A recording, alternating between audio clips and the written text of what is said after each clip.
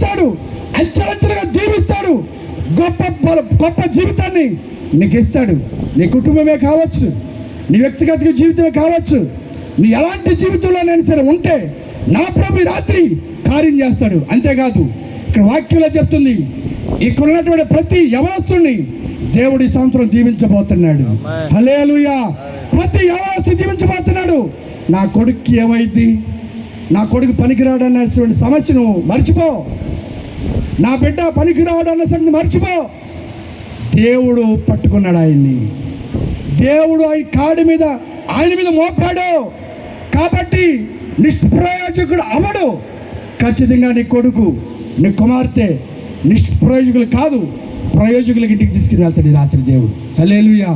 భయపడవద్దు, నిన్ను బలపరుస్తాడు. ఎలాంటి స్థితిలో ఉన్నా కూడా, ఎలాంటి పరిస్థితిలో ఉన్నా కూడా దేవుడు ఖచ్చితంగా నిన్ను దీవెనకరంగా ఆశీర్వాదకరంగా మారుస్తాడు. హల్లెలూయా.